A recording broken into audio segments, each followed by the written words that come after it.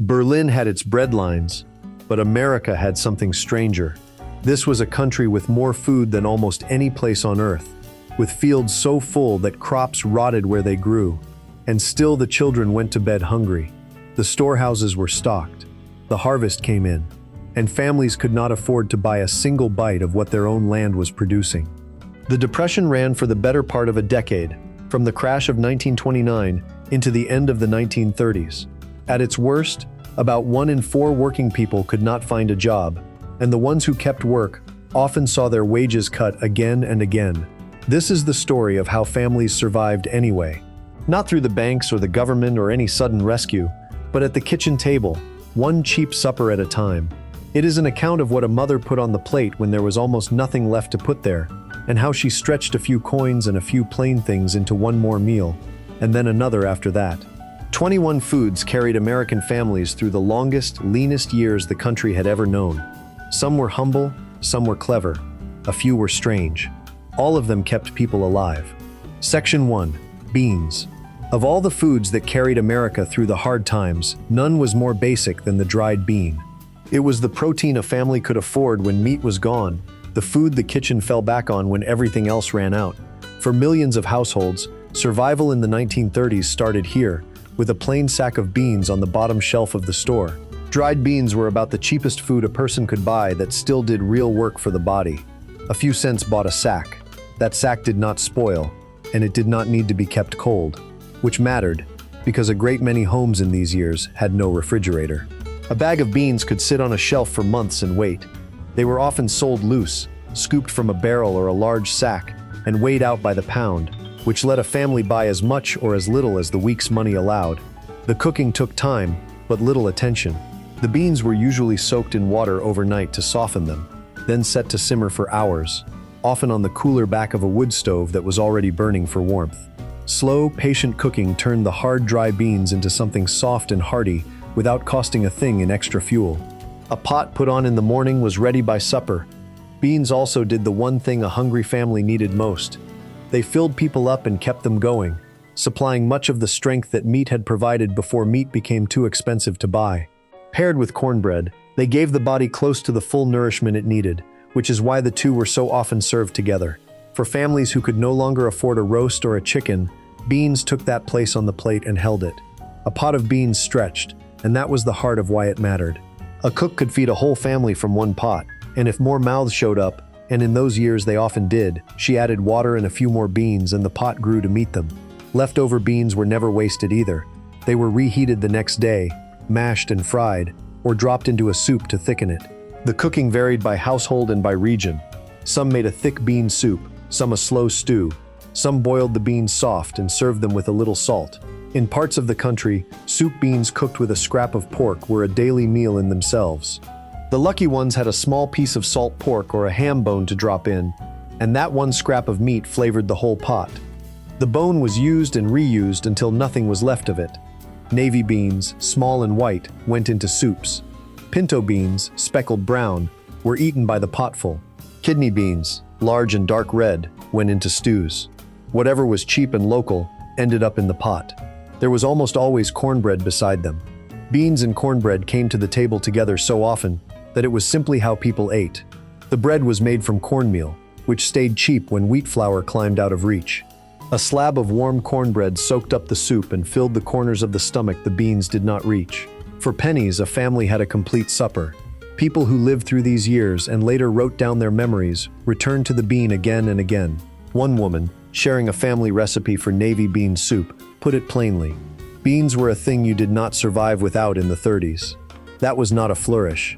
It was a fact of daily life, repeated in countless homes by people who had no idea their neighbors 3 states away were leaning on the same sack of beans for the same reason.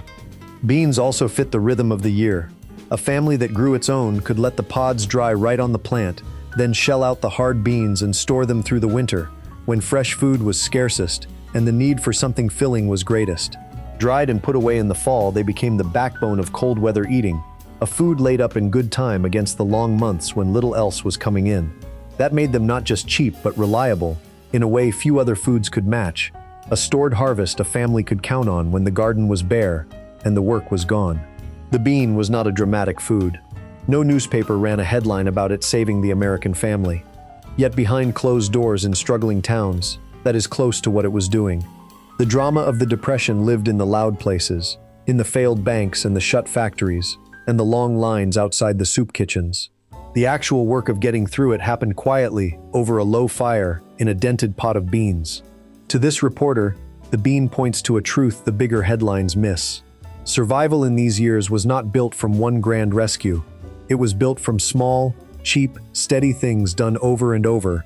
A pot started this morning and started again tomorrow. The bean asked little. It waited on the shelf, it stretched to fit the family, and it returned real strength for almost no money. Before we move on, if you're enjoying this analysis, please consider subscribing. It helps the channel tremendously. What it could not return was much in the way of pleasure. A bowl of plain beans keeps a body alive, but it does not lift the spirits, and the people eating them knew it. So alongside the beans, families reached for one more cheap and dependable thing, a food made from common yellow meal that could be baked into bread, fried into cakes, or dropped soft into a cup of milk. Section 2. Cornbread and Johnny cakes. Cornmeal was the cheapest bread-making staple in America, and when wheat flour climbed out of reach, families turned back to it. It was ground from corn, the most plentiful crop in the country, which kept it affordable when little else was. It stood as the second pillar of the Depression table, beside the bean. Where the bean gave strength, the cornmeal gave bread. Bread was what people reached for when they wanted a meal to feel real. A bowl of beans alone felt like getting by, but a bowl of beans with a slab of cornbread beside it felt like supper. The reason cornmeal mattered came down to price and supply. Corn was grown all across the country in enormous amounts, so cornmeal stayed cheap even as the cost of other things rose. Wheat flour, used for the soft white bread many families were used to, grew dearer and harder to find. So people turned back to corn, to the same yellow meal their grandparents had relied on, a food that had fed Americans long before the banks failed. From one cheap bag of meal, a cook could make several things.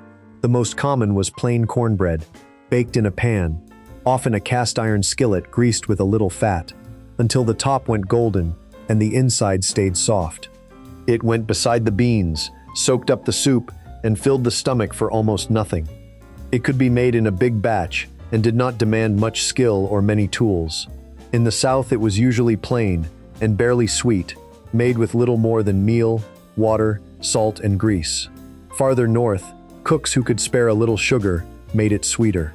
When there was no oven going, the same meal became something simpler. Johnny cakes were small flat cakes of cornmeal, water, and a little salt, fried in whatever fat the house had. Close cousins went by other names, hoe cakes and ash cakes among them, cooked on a flat griddle or even in the hot ashes of a fire when a stove was a luxury. They were quick and cheap, eaten at any meal of the day, dressed with a little syrup or butter when there was some, and eaten plain when there was not. In country homes, when wheat flour ran out and no yeast could be found to raise a proper loaf, these fried cakes became the bread of the day. There was a third use, and it may be the most telling. On the leanest nights, when there was no soup to go with the bread and nothing to spread on it, people crumbled cornbread into a glass or bowl of milk and ate it with a spoon. Some did the same with plain hot cornmeal, cooked soft, a kind of warm yellow porridge. Leftover mush was rarely thrown out either. It was poured into a pan to set firm overnight, then sliced and fried the next morning into crisp golden slabs, a second meal pulled from the first. It was about as plain as food gets, but it was filling, warming, and cheap. Children ate it, and so did the old. One cheap bag of cornmeal could become a baked bread, a fried cake, a soft supper in a cup, or a pan of fried mush, depending on what the day allowed. A family that could afford almost nothing could afford this, and from it set down something hot at the end of the day. The meal bent to fit whatever the family had. There was also no waste in it, which suited the times. Cornbread that went stale was not thrown out. It was crumbled into milk, dropped into a bowl of soup to thicken it, or split and toasted in a little grease to crisp it back up. A pan baked on one day fed the family in one form, and its leftovers fed them again in another. Like the beans and the potatoes beside it, the cornbread was expected to do double duty, to be supper tonight and the makings of something else tomorrow. Every crumb of it accounted for. This food was already old. The fried corn cakes and the cornmeal porridge were not inventions of the hard times.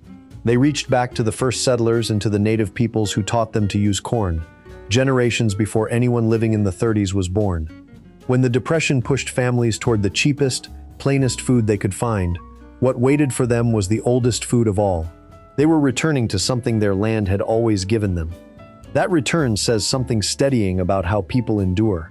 When the steady paycheck stopped and soft white bread became a luxury, families did not simply go without bread. They reached back to a food that had carried Americans through hard seasons before. The cornmeal was already there, on the shelf and in the memory. It cost little, it worked many ways, and it filled the gap that lost wages had torn open. To this reporter, the cornmeal shows how much weight a single cheap staple could carry. Bread of one kind or another sat on nearly every table, every day, and almost all of it came out of one yellow bag. By now the table holds two dependable things: a pot of beans for strength, and cornbread beside it for fullness. For many families through these years, that was the shape of a good supper, plain and cheap and enough. Beans and bread, repeated so many times across so many homes that it became less a meal than a way of living. Before we move on, if you're enjoying this analysis, please consider subscribing. It helps the channel tremendously. A person cannot live on beans and bread alone, and most families knew it. The body needs more than those two things can give. So cooks reached for another food that grew cheap and plentiful in the ground.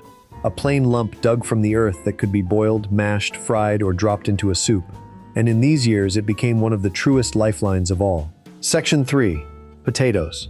The potato was among the most versatile cheap foods of the hard times, able to become a side dish, a soup, a fried supper, or a meal on its own.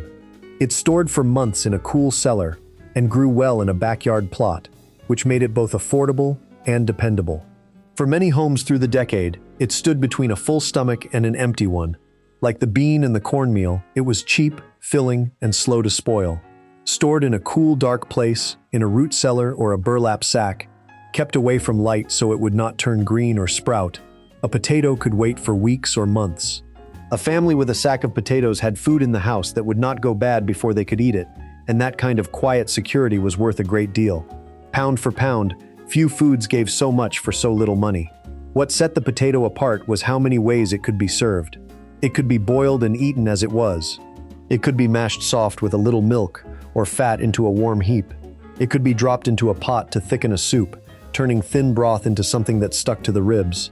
It could be sliced and fried, often together with an onion and a little grease, into a cheap and filling dish on its own. It could be grated and fried into pancakes, stretched with a spoonful of flour and maybe an egg, then cooked crisp in whatever fat was on hand. One plain vegetable could be the side dish one night, and the entire meal the next. That last point mattered most. On the days when there was nothing else, the potato could stand alone and still be supper. A pot of potato soup, made from little more than potatoes, water, an onion if one could be found, and a bit of milk or fat, could feed a whole family and leave them feeling fed. It cost almost nothing, and filled the stomach enough to let people rise the next morning and face another day of looking for work, or working hard for little pay.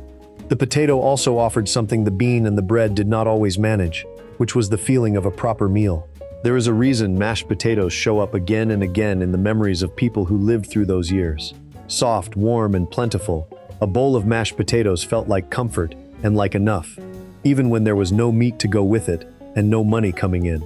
In a decade that stripped so much away, it gave back a small sense of normal life. For families with even a small patch of ground, the potato could be grown. A back garden or a corner of a field could be turned over to it, and with work and some luck, a family could pull their own food from the earth without paying for it. A single planted potato, cut into pieces, could yield many more. Growing a little of your own became a common act of survival, and the potato was one of the surest crops for it. A person who could grow potatoes had taken back a small piece of control in a world that had taken so much of it away. The cooking followed the rule that governed every kitchen in these years. Nothing was wasted. The whole potato got used, often skin and all, because the skin was food too, and the peelings that did come off might still go into the soup pot. Cold boiled potatoes from supper might be fried for breakfast or dropped into a stew at noon. The potato fit the daily work of stretching every scrap as far as it would go. There was another reason the potato sat at the center of so many tables. It grew almost anywhere and gave a large crop from a small plot. A family with even a narrow strip of yard could plant potatoes and harvest enough to last well into the winter. stored down in the cellar where they kept for months. In farm country and in city backyards alike, the potato patch became one of the most dependable forms of homemade food, a way to turn a little dirt and a little work into weeks of meals. For people who had lost their wages, growing what they ate was one of the few kinds of security still within reach, and the potato rewarded the effort better than almost any other crop. There is a plainness to the potato that matched the plainness of the whole struggle. No one dressed it up or pretended it was fine dining. It was the food of people getting by, eaten by families who knew exactly how little stood between them and going without. Across the country, in homes that had never met, the same dull brown lump did the same work, holding back hunger one serving at a time. To this reporter, the potato shows how survival rested on a few humble things asked to do an enormous amount. A food that grows easily, stores well, costs little, and bends to any cooking the day requires is exactly what a struggling family needed. It saved no one in a single dramatic stroke. It simply showed up, meal after meal, asking little and giving back fullness. Through the leanest stretches of the decade, that steady presence in the cellar bin was something many families leaned on without a second thought. Before we move on, if you're enjoying this analysis, please consider subscribing. It helps the channel tremendously. By now, the shape of the everyday table is clear. Beans for strength, cornbread for fullness, potatoes to round it out and to stand alone when nothing else could. These were the foods of dinner and supper. But the day began long before supper, often with hard work waiting and little time to fuss over it.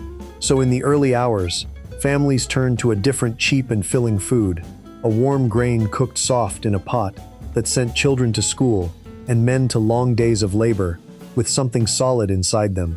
Section 4. Oatmeal and hot cereals. Oatmeal and other hot cereals were the standard cheap breakfast of the hard times, the meal that started the day for millions of families before work and school. Bought in bulk and easy to keep, they answered the morning's need for something filling better than anything else within reach. On many days, they were the most dependable food in the house. Morning was its own problem in the hard decade. The day ahead called for strength, work to find or do, long miles to walk, cold to face, and not much in the house to face it with. A family needed something in the early hours that would hold a body up until the next meal, whenever that came. Oatmeal and other hot cereals answered that need better than almost anything else within reach. The reasons were the same ones that put beans and potatoes at the center of the table. Oats and other grains were cheap, bought in large amounts for little money, often in big boxes or bags that lasted a long time, which let a family lay in a supply. They kept well in the cupboard, and a small measure of dry grain, cooked in water, swelled into a far larger amount of food. A modest scoop of oats became a full pot of warm cereal, enough to fill several bowls. That stretch was exactly what a struggling household needed. Oats were the best known, but they were not the only grain in the pot. Cornmeal mush, cracked wheat, and other cheap cooked cereals did the same job, depending on what a region grew and a store stocked. The principle held across all of them. Take a cheap grain, cook it soft in water until it tripled in size, and feed the whole family from it. Whatever grain was cheapest that month was the grain in the breakfast bowl. A bowl of hot cereal also stayed with a person. It was heavy and filling in the way a body wants in the morning, and it gave a slow, steady kind of strength that lasted through the long hours before the next chance to eat. For a child heading to a cold schoolhouse, or a man heading out to look for any job at all, that lasting fullness was no small thing. The grain could be served more than one way. Plain, it was cooked soft and eaten warm. If the house had a little milk, that went over the top. If there was a spoonful of sugar to spare, that went in too, and the plain cereal became close to a treat. On the days when there was neither milk nor sugar, it was eaten just as it came from the pot. Leftover cereal, like leftover mush, was sometimes set firm and fried the next morning rather than thrown out. There is a thread tying this morning food to a larger effort underway in these years.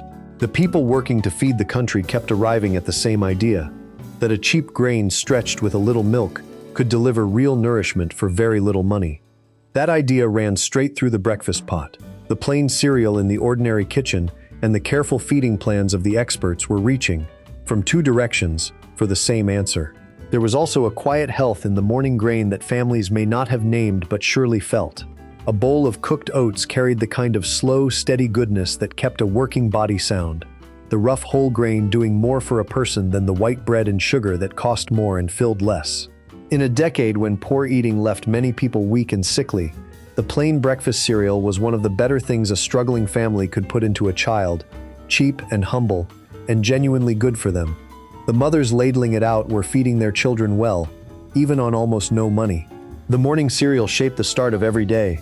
The depression was a thing measured in days, in the slow grind of getting from this morning to the next, and each of those days had to begin somehow.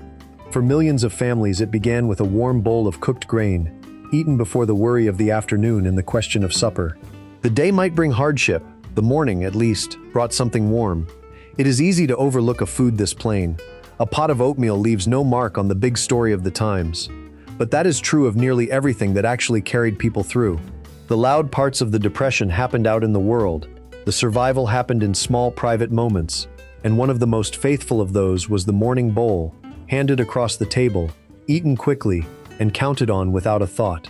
To this reporter, the breakfast pot shows the hard, practical sense that ran through every cheap food of these years. A struggling family did not need fine things in the morning. They needed something warm and filling that they could afford day after day without fail. Oatmeal and the other hot cereals delivered exactly that, every single morning, while the family braced for whatever the day would bring. Before we move on, if you're enjoying this analysis, please consider subscribing. It helps the channel tremendously. The grains and the vegetables and the beans shared one weakness. They were filling, but they were short on the kind of nourishment that meat usually gives, and meat had become a luxury most families could rarely afford. So cooks looked for the cheapest source of that nourishment they could find, something that came in its own small package, cost only a little, and could be turned into a meal a dozen ways. They found it in a simple thing laid by the hens. Section 5. Eggs. The egg was the cheapest reliable protein a struggling family could get, carrying much of the nourishment of meat at a fraction of the cost. A few hens in the yard produced food nearly every day for little more than the price of feed. In a decade when meat had drifted out of reach, the egg became the most dependable nourishment many households could afford. Meat had become a luxury. A roast, a steak, or a chicken for the pot was something many families managed only rarely, and the egg stepped cheaply into the gap that left on the plate. Part of its value was that it came small, cheap, and ready. An egg was its own neat package. A family could buy a few without spending much, or gather them from their own hens for the cost of feed. There was no large cut of meat to use up before it spoiled, and no waste to manage. One egg made a serving, a few made a meal.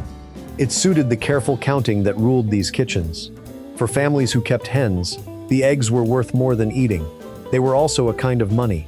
A woman could carry a basket of eggs to the store and trade them for the goods her family could not produce: flour, sugar, coffee, or cloth. In hard country where actual cash was scarce, that small, steady supply of eggs became a way to buy other things without ever spending a coin. A few hens in a town backyard or on a farm were a quiet engine that kept turning out both food and trade. What made the egg most useful was how many shapes it could take. It could be fried, boiled, or scrambled for a quick plain meal, or stretched into something larger with other cheap things. A common way to make a little go far was the egg salad sandwich. A few eggs chopped, bound with a bit of dressing, and spread between slices of bread, turning 2 or 3 eggs into a filling meal for the whole family. The bread did the stretching and the egg did the nourishing. The egg reached tables far above the ordinary home, and in a way that says a great deal about the times. Early in the Roosevelt presidency, the family in the White House set out to eat the way struggling Americans were eating, as a way of standing with the country. One of the meals they served, planned to cost only about 7.5 cents per person, was built around eggs, hot eggs in a tomato sauce, with mashed potatoes and a simple pudding. That the egg sat at the center of that meal shows where it stood among the cheap and dependable foods of the day. When the goal was to feed people well for almost nothing, the egg was one of the first things reached for, in the poorest kitchen and the grandest alike.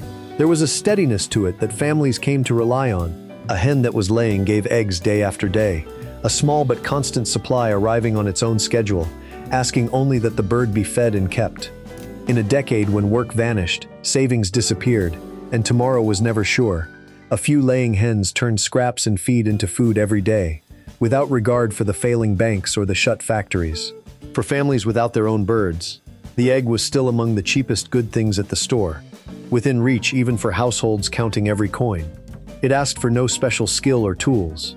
A child could be taught to fry one. A tired mother could turn a few of them into supper in minutes. It met people wherever they were, in whatever shape the day allowed. Keeping hens also asked little in return. A few birds could be fed on kitchen scraps, garden trimmings, and whatever cheap grain a family could spare. And in exchange they gave eggs nearly every day, and in the end, meat for the pot. They took up little room, surviving in a small coop in a town backyard as well as on a farm. For a household with almost no money, a handful of hens was one of the smartest investments possible. A small flock that paid the family back in food morning after morning, turning what would have been waste into breakfast. To this reporter, the egg stands as one of the cleverest answers the hard times produced, though no one invented it, and no one had to. It was simply there, small and cheap, and full of the one thing a meat-starved family needed most. It stretched into sandwiches and stood alone in a pan. It anchored a careful supper in the White House and a plain one in a tenement kitchen. Across every level of a struggling country, it carried real nourishment to people who could no longer afford the foods that used to carry it. Before we move on, if you're enjoying this analysis, please consider subscribing. It helps the channel tremendously. The hens and the gardens and the cellars gave what they could, but not every family had them, and a frozen winter yard gives nothing at all. For those with no birds and no patch of ground, food still had to come from somewhere. Some of it, it turned out, was growing wild and free at their feet, in the yards and empty lots and roadsides of the country. The poorest families learned to look at the green weeds underfoot and see a meal that cost nothing. Section 6. Dandelion and foraged greens.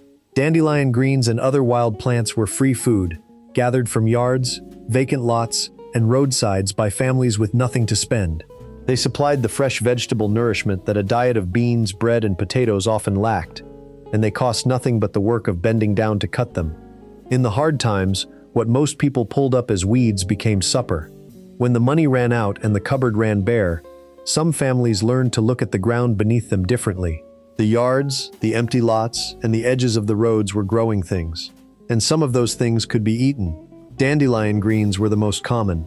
They came up early in spring, fresh and green, in backyards and parks and any scrap of open dirt. A person willing to bend down could fill a bowl in an afternoon for nothing. The greens were worth gathering for more than their price. They carried real goodness for the body, the kind of nourishment found in fresh vegetables, which a family living on beans and bread and potatoes was often missing. In a decade when many people were not eating as well as they should, and when sickness from poor eating was a real worry, a bowl of fresh wild greens did genuine good. It added what the plain filling foods left out, and it did so for free. The young leaves, picked in spring before the plant flowered, were the most tender and the least bitter.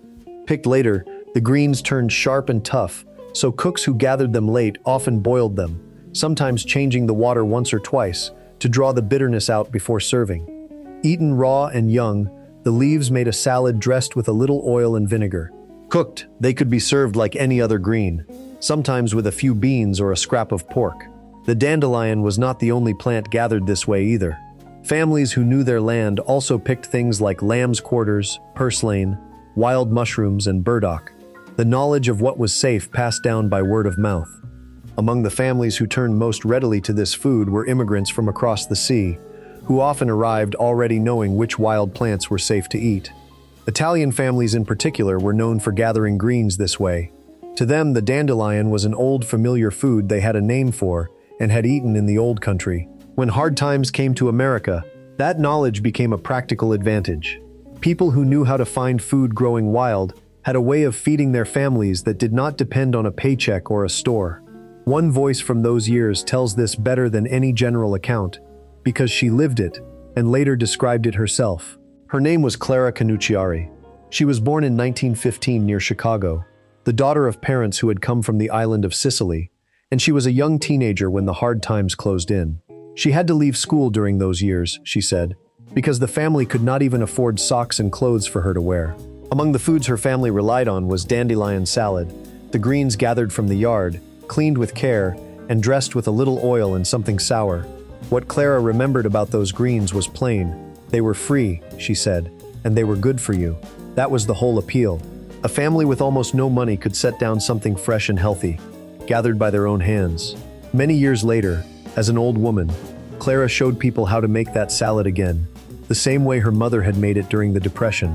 and through her, the memory of it reached far beyond her own kitchen. Knowing what was safe to gather was its own kind of skill, and a dangerous one to get wrong.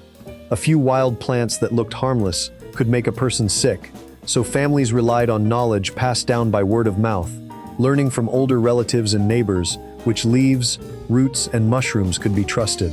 Where that knowledge was strong, often in immigrant and rural communities, the free food of the countryside was a real resource. Where it was thin, people stuck to the plants they knew for certain, the dandelion chief among them, because its bright, jagged leaves were easy to recognize and hard to confuse with anything harmful. There is a sharp picture in this. A child sent out to the yard not to play but to harvest the lawn for the evening meal. A family eating the very plants that better-off neighbors paid to dig up and throw away. The hard times pushed people to see the ordinary world with hungrier eyes, and they found food hiding in plain sight, food that had been there all along. To this reporter, the foraged greens show how far the hard times pushed ordinary families, and how directly those families answered. When the store was out of reach, the garden gave nothing, and the henhouse was empty. The ground itself still offered something. Using it took knowledge, the old knowledge of which plants were good, often carried across the ocean by immigrant families. It also took a willingness to gather what others scorned. People found that willingness, because hunger leaves little room for pride. Before we move on, if you're enjoying this analysis, please consider subscribing. It helps the channel tremendously. The greens and the eggs and the garden vegetables gave what the season allowed, but seasons end, and even the best gatherer cannot pull food from a frozen yard. So the careful cook learned to waste nothing the rest of the year provided, saving the parts that others threw out and coaxing a meal from the scraps and trimmings and bones that piled up in the course of cooking. From those cast-offs, simmered slow in a pot of water, came one of the most resourceful foods of the whole lean decade. Section 7. Scrap soup. Scrap soup was a broth made entirely from the parts of food most people threw away. Potato peels, carrot tops, celery leaves, onion skins, and leftover bones, all simmered in water. It cost a family almost nothing, because every part had already been bought and used once. It came straight out of the strictest rule of the hard decade, that nothing edible was ever wasted. The parts of a vegetable that a comfortable kitchen would toss in the bin were, to a struggling family, simply more food. The peels and trimmings and bones still held flavor and a little goodness, and a family that could not afford to waste anything gathered all of it into a pot. The method was simple and forgiving. Whatever scraps came from a day of cooking went into the pot instead of the trash. Potato peelings, carrot tops, celery leaves, onion skins, the woody ends of vegetables, all simmered in water until the water turned into a flavorful broth. The leftover bones from a chicken or a bit of meat, long after the meat was eaten, were dropped in to flavor the whole thing, the long simmering pulling out what little marrow and richness they still held. Even the water that vegetables had been boiled in was sometimes saved and added back, since it carried flavor and goodness that would otherwise have gone down the drain. Many families kept the pot going for days at a time. As new scraps came from each meal, they were added, and the soup was renewed and stretched further. A bone from one Sunday might still be flavoring the broth most of the way through the week. A single pot, tended and fed with scraps, kept producing meals long after the food that started it was gone. This was an old idea, the perpetual stockpot, but the hard times gave it new urgency in kitchens that could not let a thing go to waste. There is a plain logic in this that is easy to miss. Scrap soup turned the act of cooking into a way of saving. Every time a woman peeled a potato or trimmed a carrot for one meal, she was also gathering the makings of the next. Everything that came off the cutting board had a second life in the pot. The trimmings that vanish unnoticed into the trash in easier times became, in these years, the raw material of another supper. This way of cooking also turned the kitchen into a kind of quiet workshop of thrift, where the cook's skill lay as much in what she saved as in what she served. Knowing which trimmings still held flavor, how long a bone could keep giving, and when a pot had been stretched as far as it would go was real knowledge, learned by doing and sharpened by need. A careful cook could feed a family for days on what a wasteful one threw out in an afternoon. In the hard times, that knowledge was worth as much as money, because for many families it stood in place of the money they did not have. It is worth being honest about what this soup was. It was thin and plain. A broth made from peels and bones and water was never a rich or hearty meal on its own. It filled a stomach more than it satisfied it, and it leaned on whatever bread or potato could be served alongside to make it enough. But that was not the point. The point was that it cost almost nothing and used what would otherwise be lost. In a household watching every penny, a free pot of warm soup built from cast-offs was a small daily victory against hunger and waste at once. The habit ran deeper than the soup pot. Families grew careful about every kind of leftover. Stale bread that had gone too hard to eat plainly was not thrown out. It was softened and turned into other dishes, soaked and baked into a pudding, or used to thicken a meal. If a thing could be eaten in any form, it was eaten. Nothing edible was allowed to reach the trash. This carefulness outlasted the hard times. People who learned to save every scrap, who kept a soup pot going from the day's trimmings, often carried the habit for the rest of their lives. Long after food was plentiful again, many still could not bring themselves to throw food away. The Depression had taught them that waste was a kind of danger, and that lesson did not fade when the danger did. To this reporter, the scrap soup may be the truest picture of how families survived these years, because it shows the thinking behind all the rest. Survival was not only about finding cheap food, it was about wasting nothing, about seeing value in the things the world threw away and gathering them into something that would feed a family one more time. A pot of peels and bones and water is not much to look at, but it stood for a whole way of living that kept people alive. Before we move on, if you're enjoying this analysis, please consider subscribing. It helps the channel tremendously. The pot of scraps fed the body, but in its plainness it offered little comfort, and comfort was something families wanted as much as food in those years. For that, especially for the children and the old, cooks turned to something soft and warm and gentle, a dish made from two of the cheapest things in the house, which asked almost nothing of the cook and gave back a quiet kind of solace at the end of a hard day. Section 8. Milk toast and bread. In milk. Milk toast was about as simple as a meal could be. Stale bread softened in warm milk, sometimes with a little sugar, and eaten with a spoon. It cost almost nothing, and used up bread that had gone too hard to eat plainly. Long a food for the sick and the very young, it became an ordinary cheap supper in the hard times. This was the food families turned to when they wanted something gentle. Beans and scrap soup and plain potatoes filled a stomach, but they did not soothe. There were nights when a family wanted warmth more than substance, when a child was tired, an old person was unwell, or the day had simply been too long. For those moments there was bread softened in milk, a dish that asked for almost nothing. The making was as simple as food gets. Bread, often the stale ends that had gone too hard to enjoy plainly, was placed in a bowl. Warm milk was poured over it. Sometimes a little sugar was sprinkled in, if the house had any, and the plain dish became close to sweet. Then it was eaten warm with a spoon. Two cheap things, brought together, made a meal in minutes. The dish was older than the hard times, and that history is part of why it carried such comfort. For generations, milk toast had been the food of the sick room, the gentle meal given to someone who was ill, to a small child, or to an old person whose stomach could not manage anything heavier. It was thought of as soft, easy, and safe. When the Depression made it a regular supper rather than a sickbed dish, it brought that whole feeling of gentleness and care to the table with it. It carried more than one name and shape, depending on the house and the region. Some called the warm version milk toast. In country homes, the same idea was made with cornbread instead of wheat bread, a slab of leftover cornbread broken into a glass or bowl of milk. Some made a sweeter cousin with rice cooked soft in milk and a little sugar. The ingredients shifted, but the heart of the dish stayed the same. Something starchy and cheap, softened in milk, served warm and plain. Much of its value lay in rescuing bread that would otherwise have been wasted. Stale bread was a constant in these kitchens, where nothing was thrown out, and bread that had gone hard still had to be used. Soaking it in warm milk was one of the kindest ways to bring it back. The milk softened the staleness out of it and turned a dry, unwanted slice into something a person wanted to eat. It served the rule of the era, the refusal to waste, while giving back comfort instead of mere fullness. The dish belonged especially to the youngest and the oldest in the family. It was soft, easy to eat, and gentle on a stomach, simple to make for a child who needed feeding, or a grandparent who could no longer manage harder fare. A mother could put it together quickly at the end of an exhausting day and know it would be eaten and would do some good. There was no skill required and no real way to ruin it, and that mattered in homes where the cook was often tired, worried, and stretched thin. There were practical reasons it spread so widely beyond price. It needed no special skill, and no real cooking beyond warming the milk, which suited a tired cook at the end of a long day. It used stale bread that might otherwise have been wasted, and it could be made for one person or for a whole family, scaled up or down to whatever milk and bread the house had. Few dishes were as forgiving or as easy to put together at a moment's notice.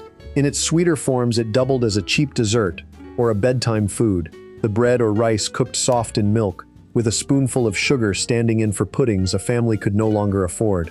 It was filling without being heavy, warm without needing much fuel, and forgiving of whatever stale bread or leftover grain the kitchen had on hand.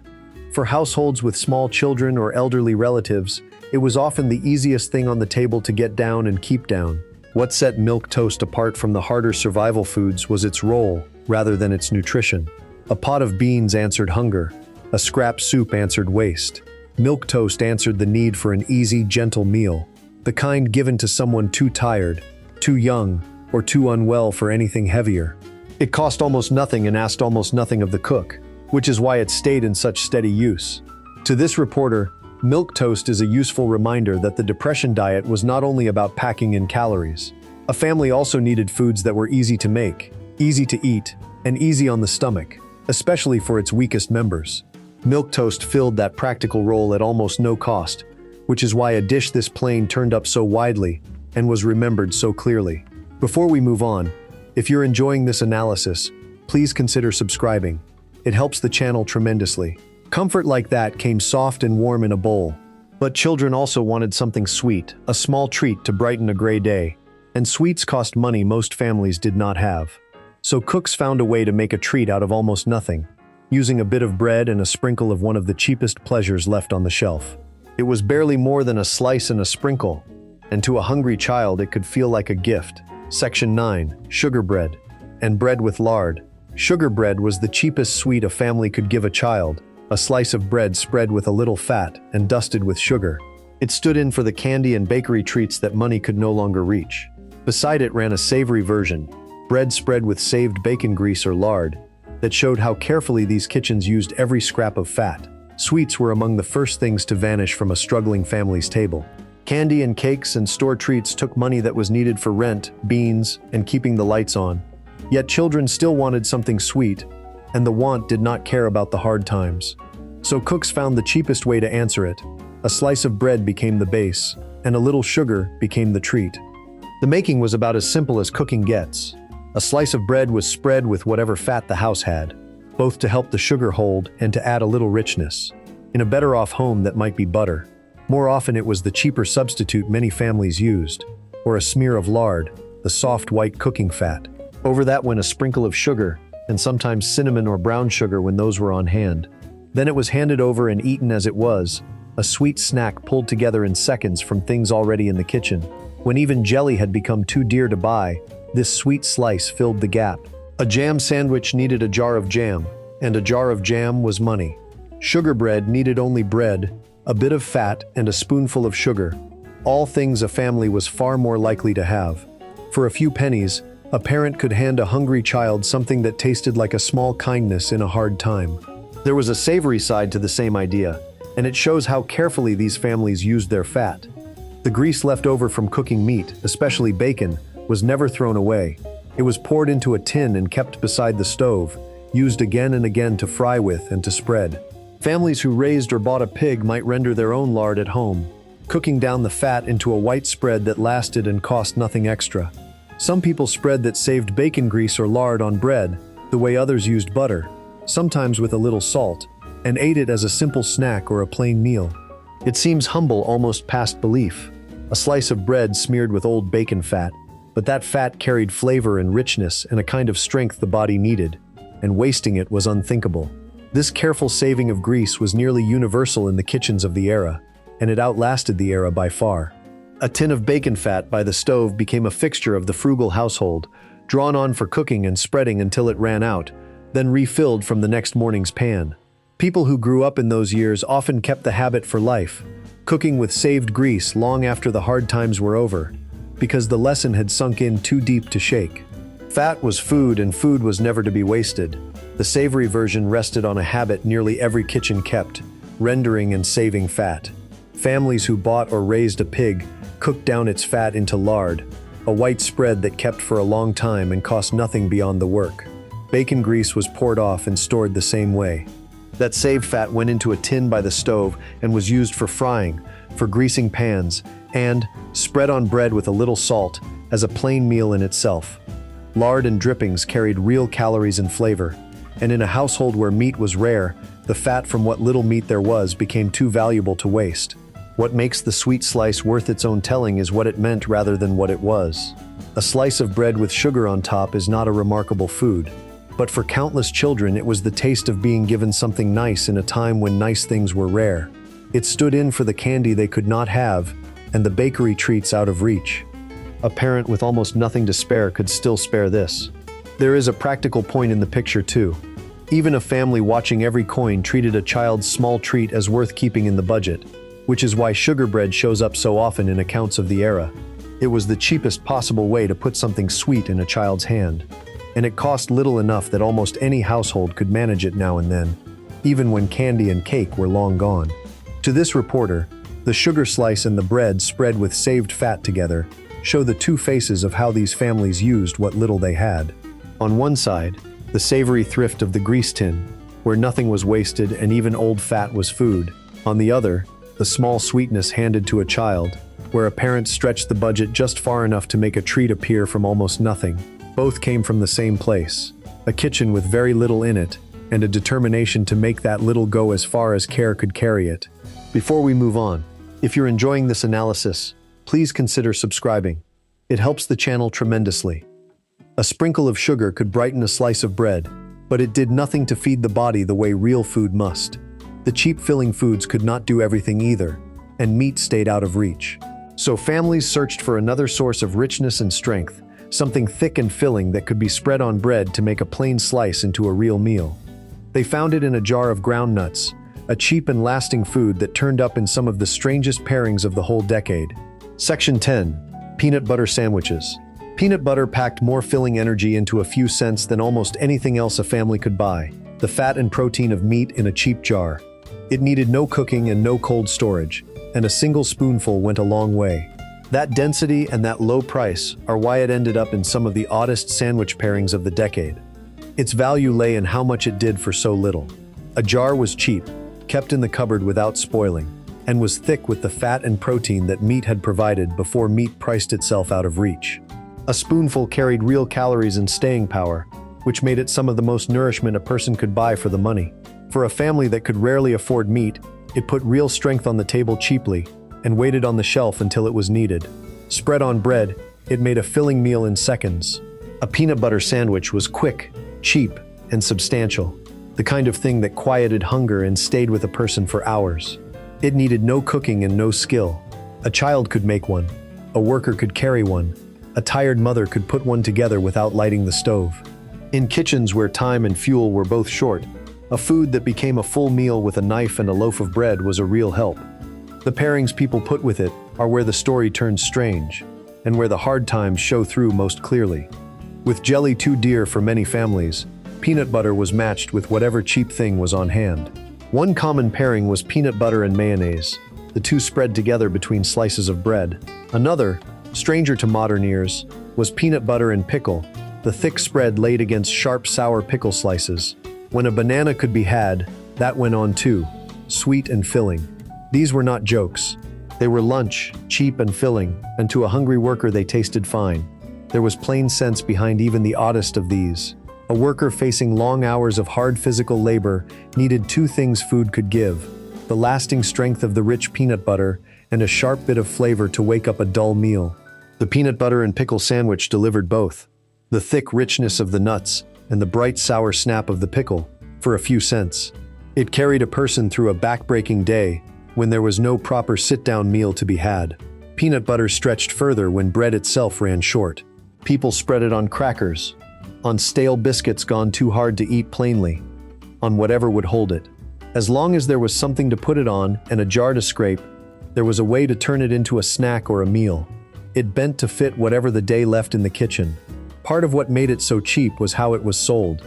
In many stores, peanuts were ground into butter right there, fresh, and scooped out by weight, which let a family buy as little or as much as the week allowed, and kept the price low. Peanuts grew plentifully in the warmer parts of the country and cost little to begin with, and turning them into a thick spread lost nothing along the way.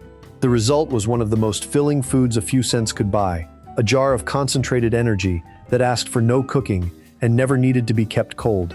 The oddness of these sandwiches sticks in the memory, and it should, because it tells you something the plain facts do not. People pushed to the edge of want will reach for combinations an easier time would never invent, and they will do it without embarrassment, because hunger clears embarrassment out of the room. Peanut butter and mayonnaise, peanut butter and pickle, peanut butter scraped onto a hard old biscuit. These were the marks of families making do with no money and considerable nerve. The appeal of some of these combinations has lasted in a small way. Long after the hard times ended, some people kept eating the peanut butter and pickle sandwich and still found it good, passing the taste down through their families. Newspapers have even noted that enthusiasts of it still exist. What began as a frugal answer to hunger survived as a genuine liking, a reminder that the food of the lean years was not always grim. To this reporter, the peanut butter sandwich and its odd companions show the inventiveness that hunger forces out of ordinary people. Faced with no meat, no jelly, and a few coins, families did not simply go without a filling lunch.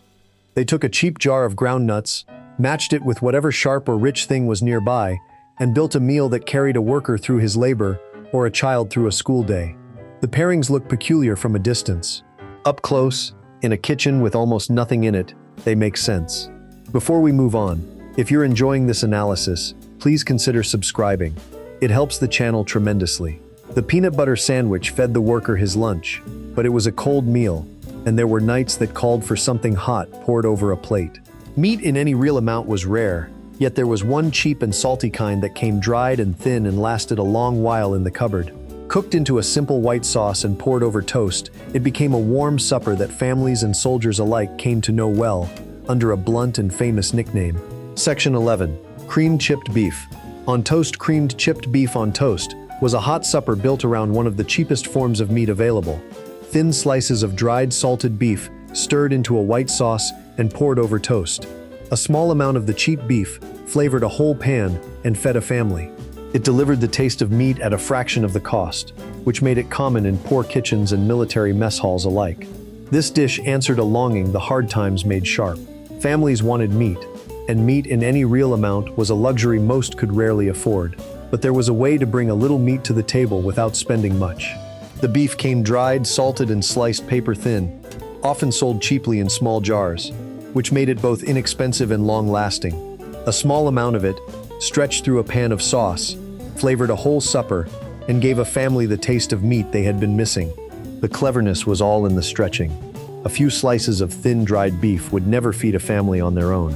Folded into a white sauce, they spread their salty, meaty flavor through the whole pan, so that every bite carried a little of the beef. Poured over toast, that sauce turned a couple of slices of bread into a hot, hearty plate. A scrap of meat that could not have fed anyone by itself, combined with cheap flour, a little milk or water, and some stale bread, became supper for the whole table.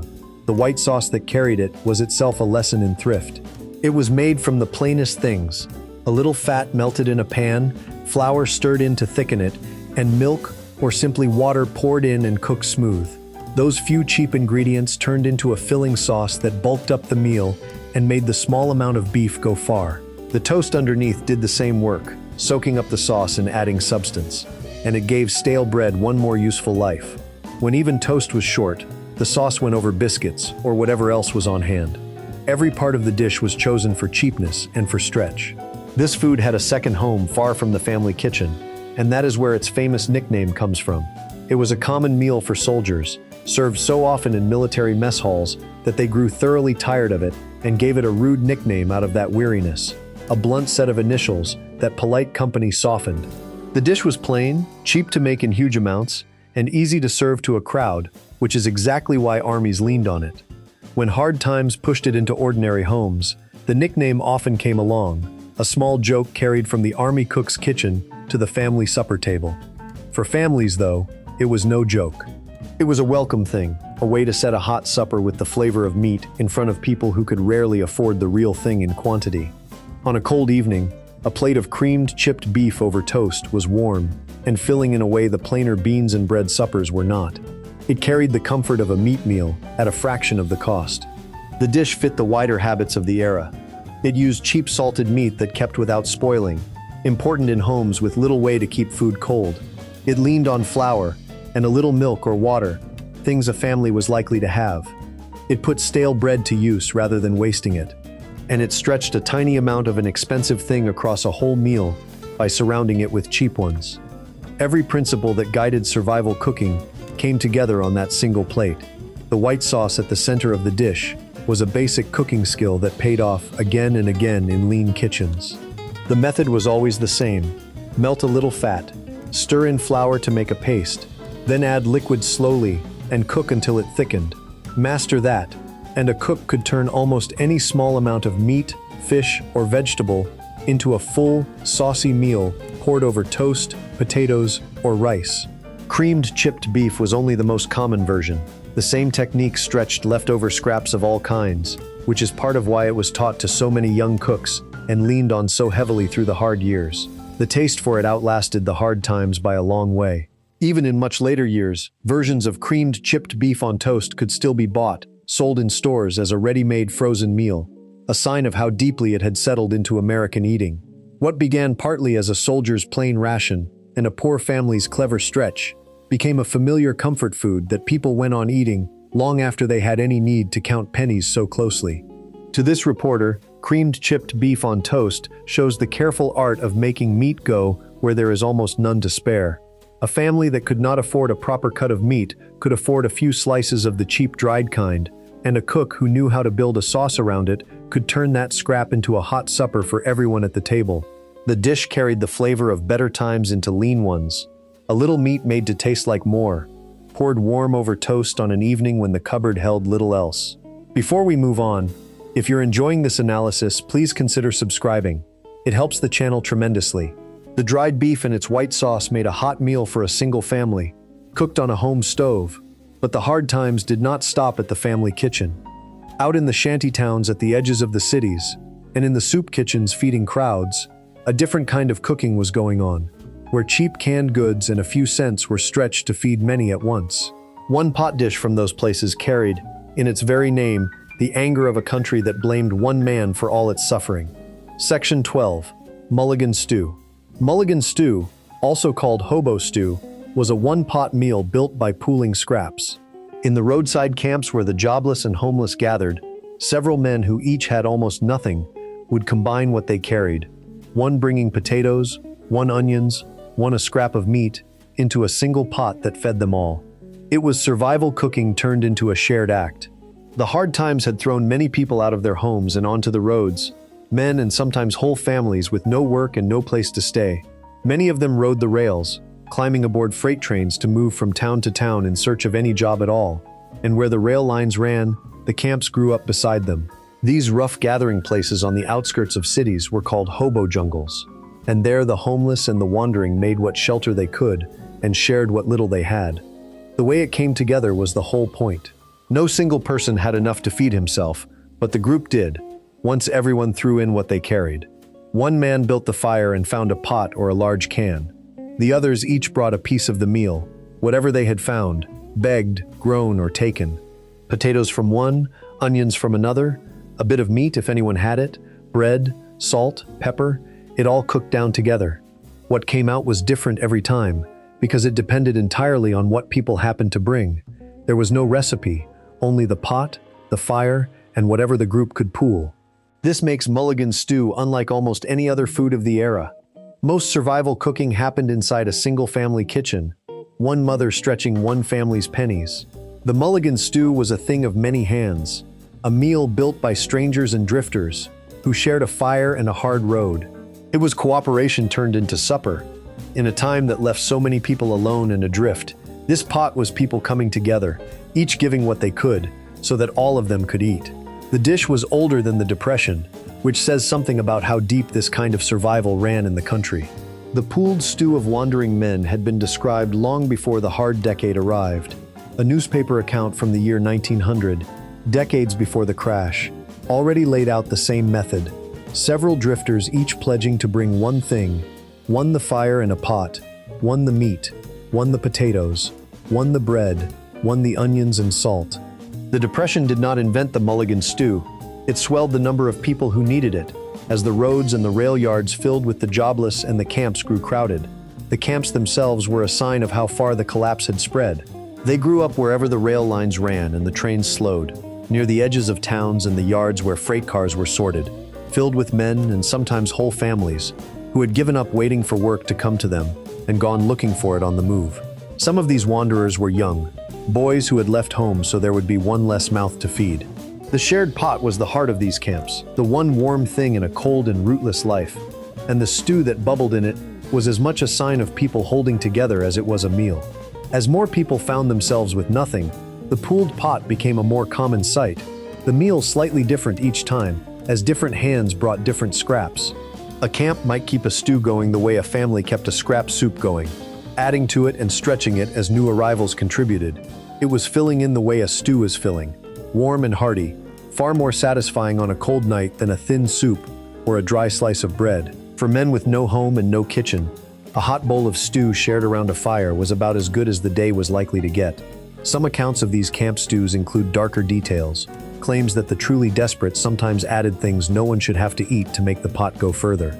Those stories circulate widely, but they are folklore more than firm record, the kind of grim tale that grows around hard times, and they are best treated as such.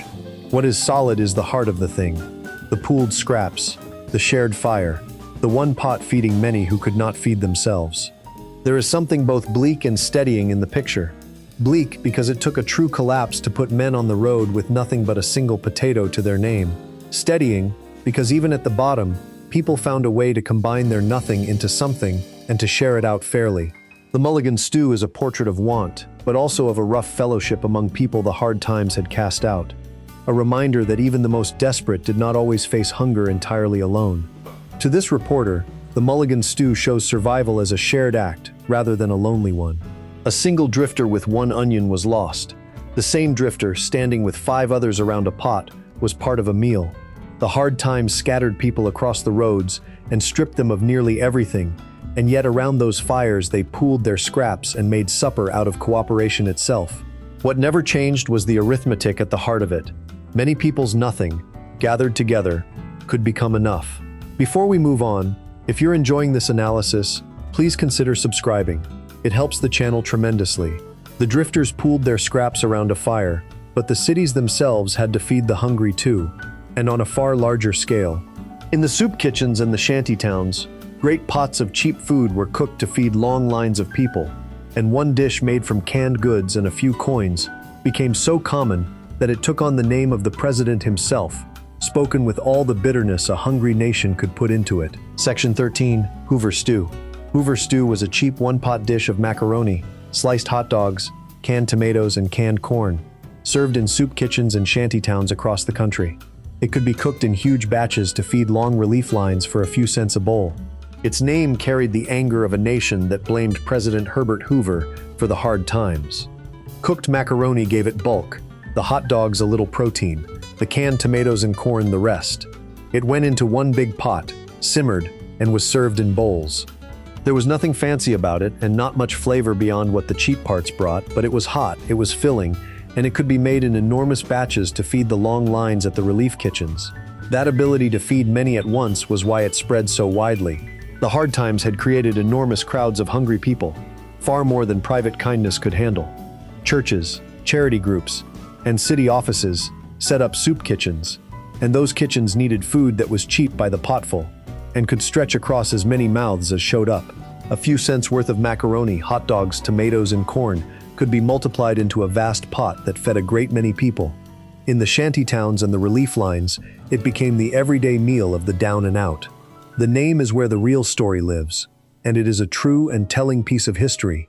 Sitting in the White House through the worst early years of the hard times was President Herbert Hoover, and a great many Americans blamed him for their suffering. They felt the government had failed to help, and they fixed that blame onto the president by fastening his name onto the misery. It was not only the stew. The shanty towns where the homeless lived in shacks of scrap wood and tin and cardboard were called Hoovervilles. A newspaper pulled over a sleeping body for warmth was a Hoover blanket. An empty trouser pocket turned inside out, showing there was no money in it, was a Hoover flag. An old car pulled by mules because there was no money for gas was a Hoover wagon. The names were bitter on purpose, a way for a powerless people to push their anger back at the man they held responsible. There is a sharp truth packed into that naming. People with no jobs, no money, and no clear way out could not change their circumstances. What they could do was speak, and the names they invented were a kind of speech, a way of saying plainly who they thought had let them down.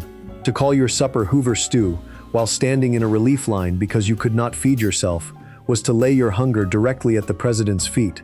The food was just macaroni and hot dogs and canned vegetables. The name turned it into a small daily act of protest.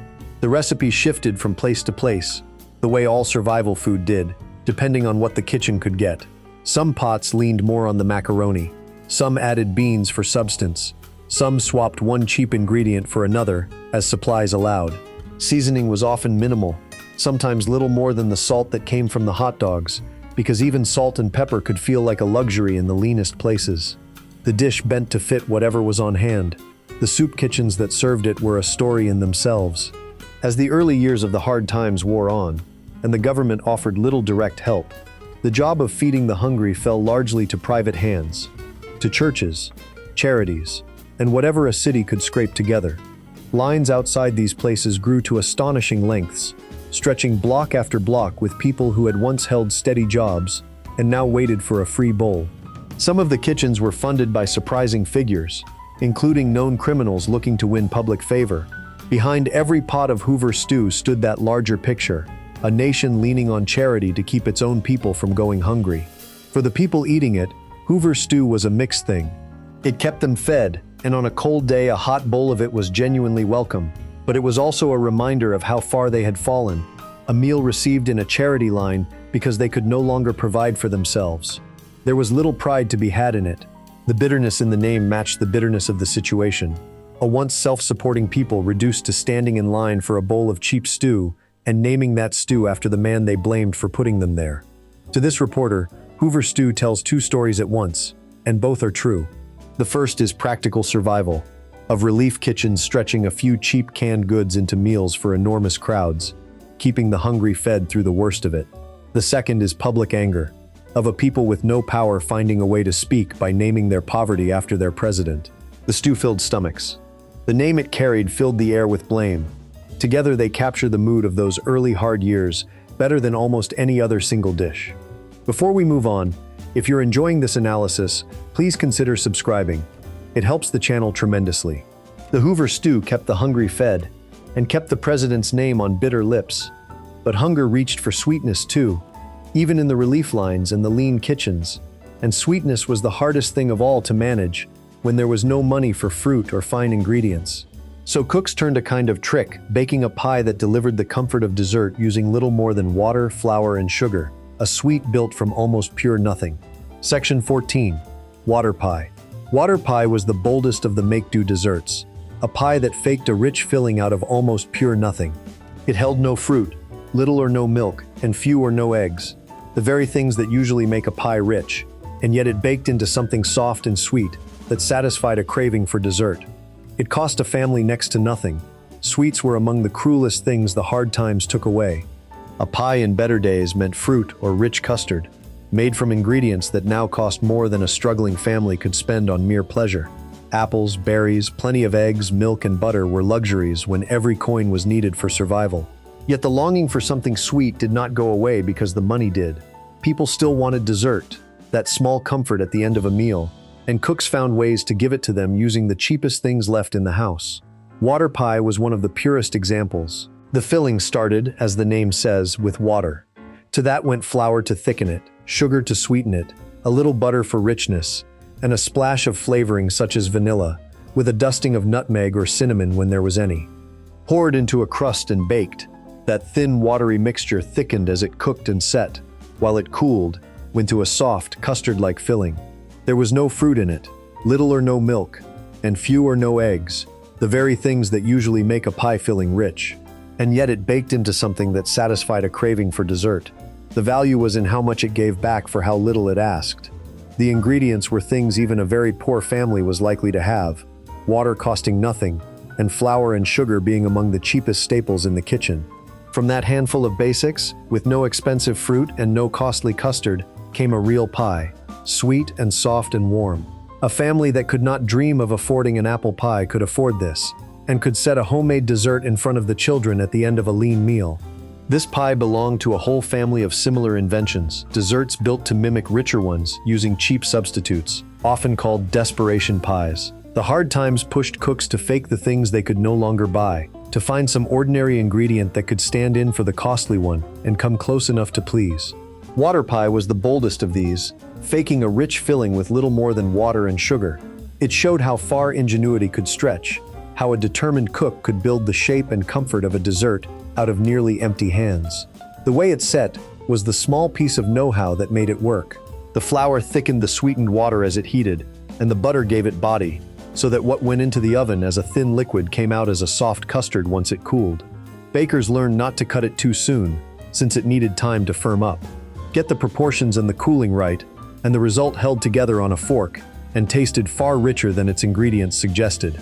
Get them wrong, and it stayed runny, which is why the recipe was passed along carefully from one cook to the next. What makes water pie worth dwelling on is what it meant, rather than how it tasted. A dessert is not a survival food. No one needed pie to stay alive. The body could be kept going on beans and bread and potatoes without a single sweet thing crossing the table. Baking a pie even cost something extra, the fuel to heat the oven, which was not nothing in a careful household.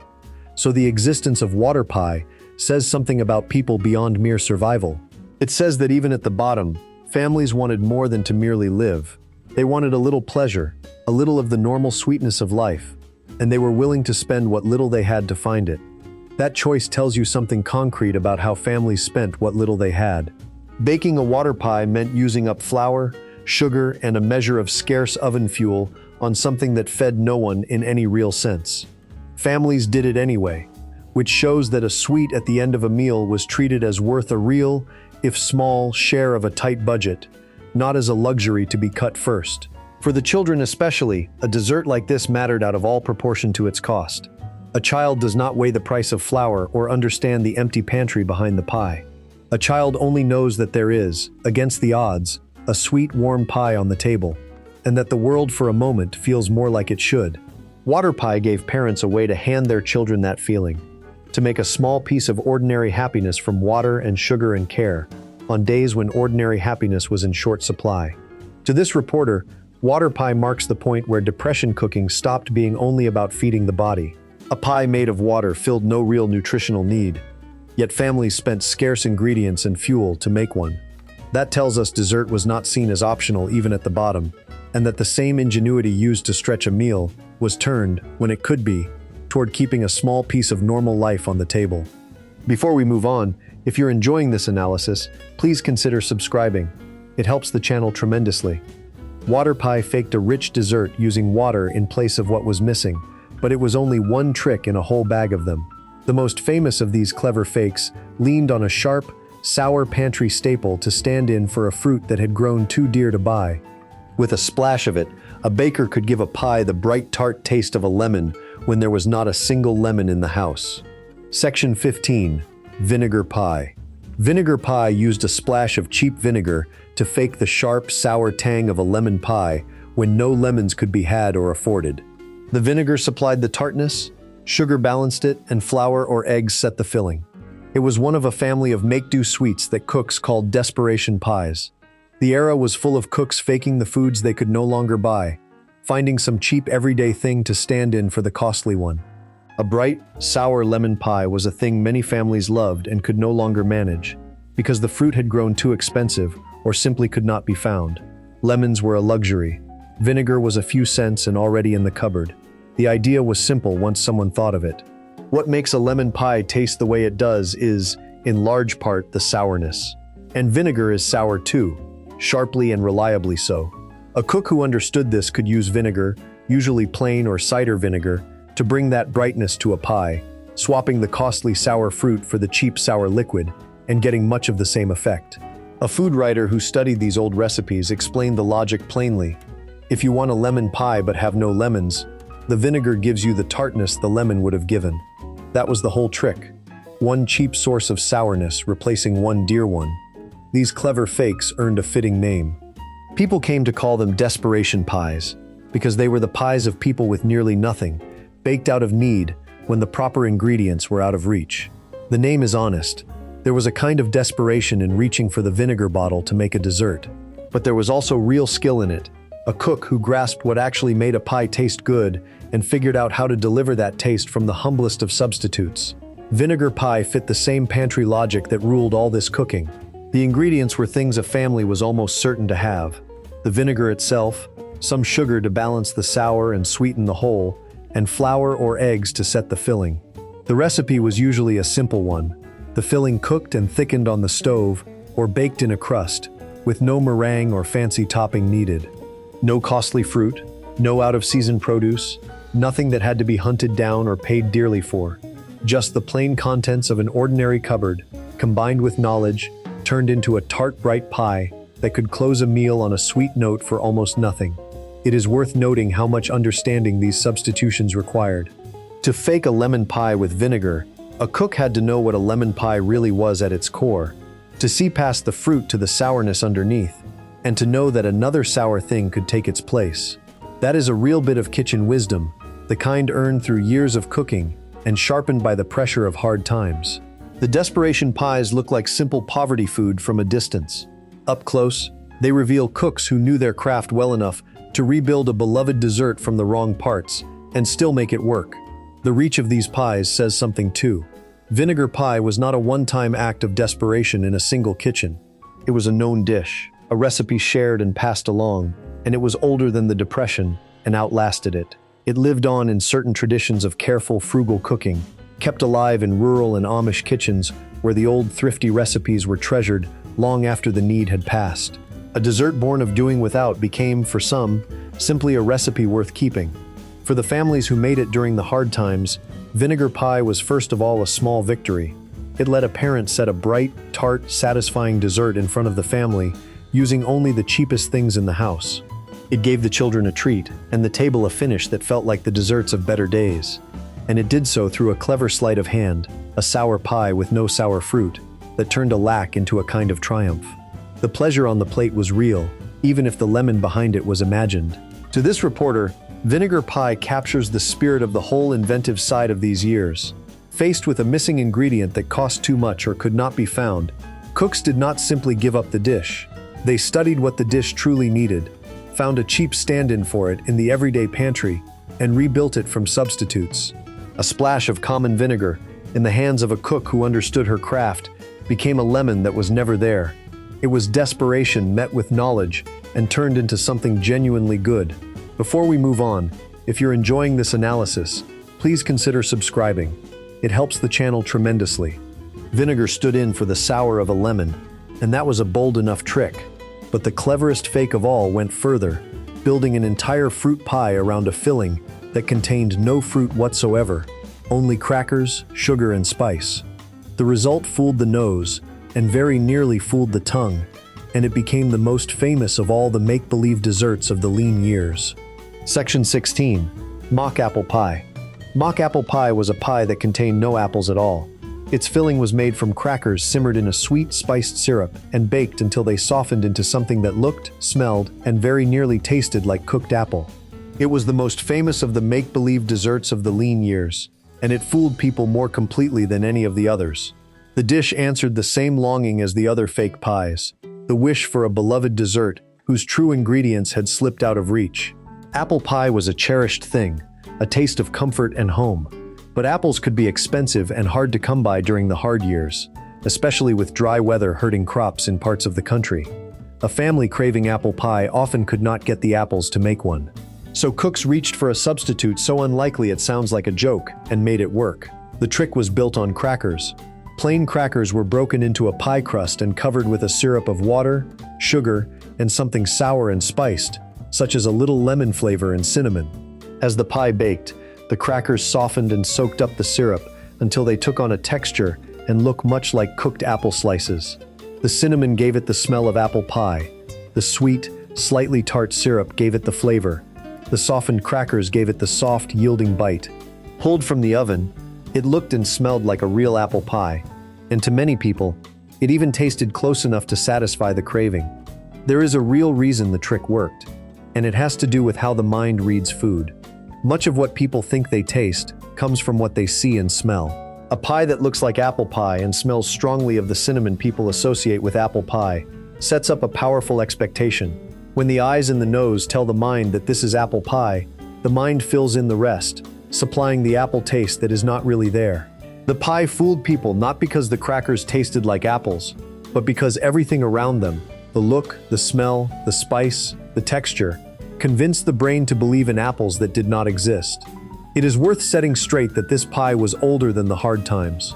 The idea of faking an apple pie with crackers did not begin in the Depression. Cooks had been making mock apple pies from plain crackers long before, reaching back into the previous century, when frontier and pioneer families with no fruit on hand used soda crackers and saltines the same way. The make-believe pie was already part of the country's kitchen wisdom, a trick handed down through generations of cooks who lived where fresh fruit was scarce. What the hard times did was give it new reach, pushing it back into countless kitchens where real apples had become a luxury. A particular kind of cracker became closely tied to the dish during these years, a round buttery one that came onto the market, made by a large biscuit company in the middle of the 1930s and proved very popular. Its buttery flavor suited the trick, and the recipe for the mock apple pie came to be associated with that cracker, printed on the box and shared so widely that the pie and the cracker became linked in people's minds. The maker put the recipe where many would see it, and the dish became famous and lasting, requested and remembered long after the hard times passed. The older truth remained underneath, that the pie was much more than the cracker, an idea handed down from earlier generations of cooks doing without. For families in the lean years, the appeal was simple and powerful. With no apples and little money, a cook could still set a warm, golden, cinnamon-scented apple pie on the table, or near enough that the difference hardly mattered. The children smelled apple pie, saw apple pie, and tasted something close to it. The comfort of the dessert arrived mostly intact, carried not by fruit but by cleverness, conjured from a box of crackers and a pot of spiced syrup. The dish also lasted well beyond the hard years, which says something about how convincing the trick was. For decades afterward, the recipe stayed printed on the cracker box, made by people who had no shortage of apples at all, simply because it had become a curiosity and a comfort, a thing grandmothers remembered and grandchildren wanted to try. A pie born of doing without became a small piece of American kitchen lore, requested and recreated long after anyone needed to fake an apple. The hunger that first drove it was gone, but the cleverness of it kept people coming back. There is something almost touching in the whole performance. The point of the mock apple pie was partly to fool the body, but it was more about reaching for a memory, the warm, familiar feeling of apple pie in better days. A family gathered around such a pie was reaching back toward the way life used to be and might be again, summoning the comfort of an ordinary happy moment when the means for that moment were gone. The pie was a small act of make-believe, and everyone at the table was, in a gentle way, agreeing to believe. To this reporter, the mock apple pie stands as the high mark of the inventive cooking the hard times forced into being. It took a deep understanding of what a dessert really is, not just its parts, but its look and smell and feel, and rebuilt that whole experience out of the wrong ingredients entirely. A box of crackers, some sugar, a little spice, and a cook who understood how the senses can be led, together produced a pie with no apples that comforted people as though it had a bushel of them. Before we move on, if you're enjoying this analysis, please consider subscribing. It helps the channel tremendously. The mock apple pie fooled the senses with crackers and spice, the cleverest of the kitchen tricks born from empty hands. But not every answer to the hard times came from a home cook improvising at the stove. Some came from scientists in laboratories, people who set out on purpose to design a cheap food that could nourish a struggling nation.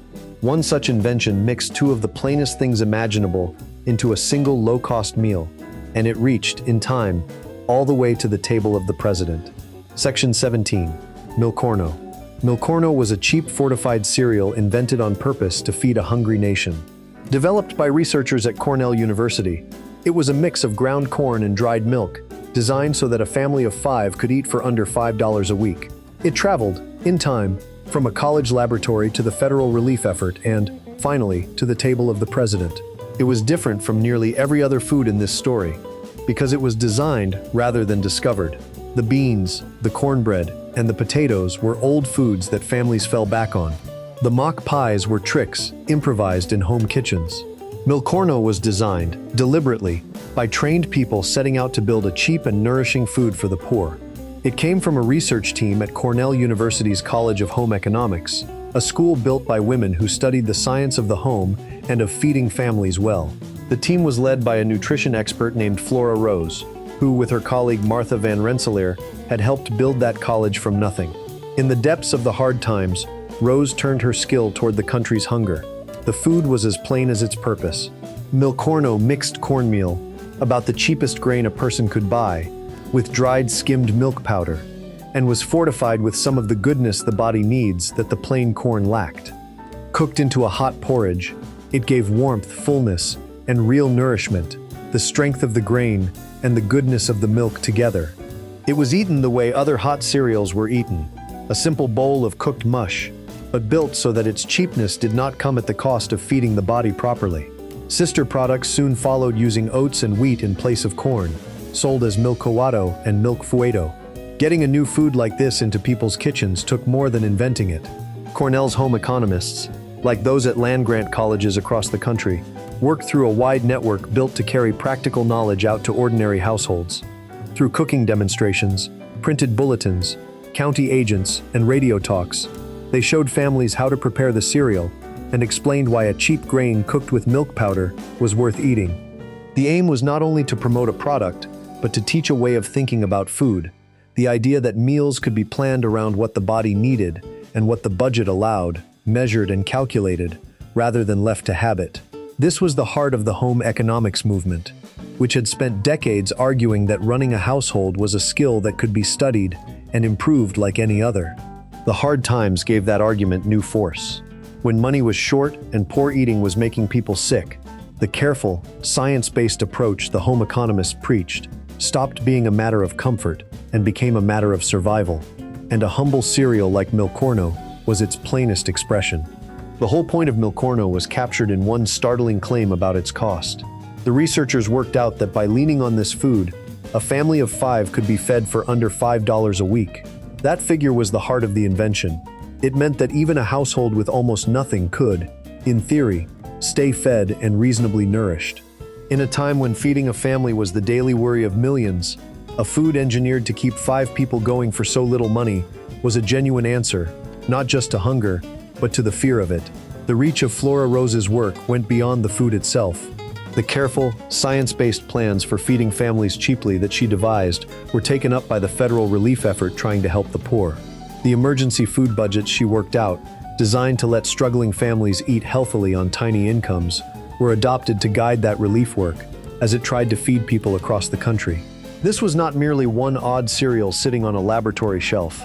It was part of a larger, serious effort to put the science of nutrition to work against the country's hunger, and that effort shaped how the nation tried to feed its poorest.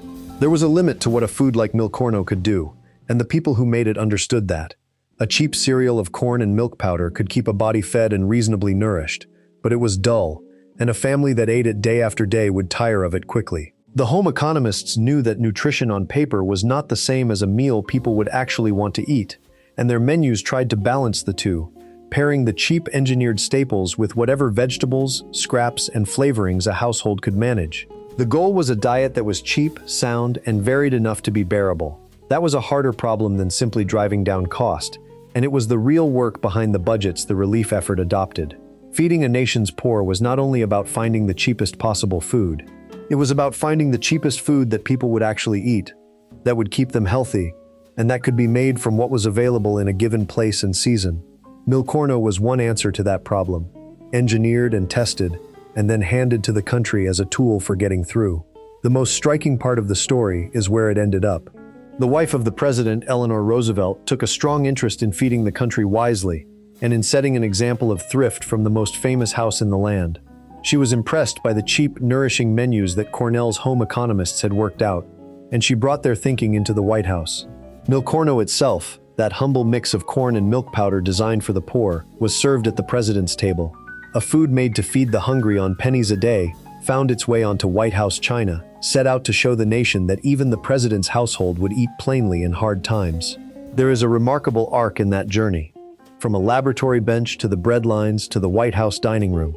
The same plain powder meant to keep a poor family of 5 fed for under $5 a week was eaten by the first family as a public lesson in thrift. It tied together the highest and the lowest tables in the country through a single cheap food, and it showed how seriously the hard times had pushed even the powerful to think about how a nation feeds itself when so many cannot afford to eat. It is worth noticing who did this work. The food in the feeding plans came largely from women working in home economics and nutrition, a field that gave educated women a rare place to do serious, respected work in those years. Their study of how to nourish people cheaply became, in the hard times, a matter of real national importance, reaching from poor kitchens to relief programs to the president's own table.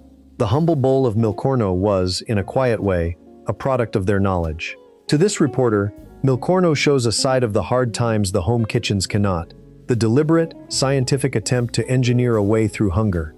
While families improvised with beans and crackers and vinegar, trained researchers were designing cheap nourishment from the ground up and putting it where it was needed, from the relief lines to the highest house in the land. The food was plain to the point of dullness, just corn and milk in a bowl. But behind that dull bowl lay real thought aimed squarely at the simplest and hardest problem of the age: how to keep a struggling people fed. Before we move on, if you're enjoying this analysis, please consider subscribing. It helps the channel tremendously. Milcorno reached the White House as a bowl of designed nutrition, carried there by a first lady determined to set an example. But that bowl was only one part of a larger effort inside the most famous house in the country, where the president himself was made to eat plainly, day after day, as a deliberate signal to a suffering nation. The meals served there became famous for their cheapness and their plainness, and one careful supper, costing only a few cents per person, came to stand for the whole idea. Section 18. The 7.5-cent meal. The 7.5-cent meal was a deliberately cheap supper served at the White House to set an example of thrift for a struggling nation. It was hot eggs and tomato sauce, mashed potatoes, and prune pudding, costing only a few cents per person. President Franklin Roosevelt, a man who loved fine food, ate it as a matter of duty while the country watched. It was one of the clearest signals any leader sent during the hard times. When Franklin Roosevelt became president in 1933, the country was deep in misery, with about 1 in 4 people who wanted work unable to find it. His wife, Eleanor Roosevelt, believed the most famous household in the land should not feast while the people suffered. She set out to run the White House kitchen with the same thrift ordinary families were forced to practice, and to make that thrift visible, so the example would reach the whole country. The meal was built to be cheap and still nourishing.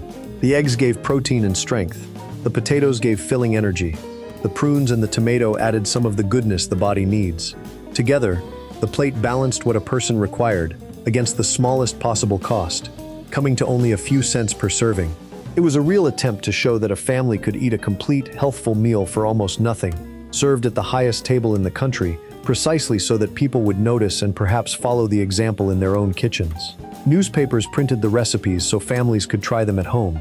Eleanor Roosevelt did not plan these menus alone. She drew on the work of the home economists, the same careful nutrition thinking that had produced the cheap designed foods of the era, bringing their low-cost menus into the White House. She also relied on a housekeeper she had known before, a woman named Henrietta Nesbitt, whom she put in charge of the household's food. Nesbitt had no real professional training as a cook, having run a small home baking business before, and the combination of plain, cheap menus and unskilled cooking produced meals that became famous, though not in a flattering way. The food at the Roosevelt White House earned a reputation as some of the dreariest and most poorly prepared in memory. The complaints were real and many. The president, with his deep love of good food, found himself served plain, repetitive, often badly cooked meals day after day, and word of his displeasure leaked out. At one point, the newspapers carried a story that he had been served liver and string beans 4 days running. Visitors fared no better. The writer Ernest Hemingway, after dining at the White House in 1937, complained that it was among the worst meals he had ever eaten. The plain food became a running joke in Washington, a subject of gossip and newspaper items, and the president was said to grumble about it openly. Yet the plainness was the entire point, and that is what makes the story matter. Eleanor Roosevelt was not a poor cook by accident. She chose, deliberately, to make the White House eat the way the country was eating, because she understood the example would carry weight. If the President of the United States sat down to a 7.5-cent supper of eggs and potatoes, then thrift was not a shameful thing forced only on the unlucky. It was something the whole nation was doing together, from the poorest kitchen to the most powerful house in the land. The dreary meals were a message, and the message was shared sacrifice.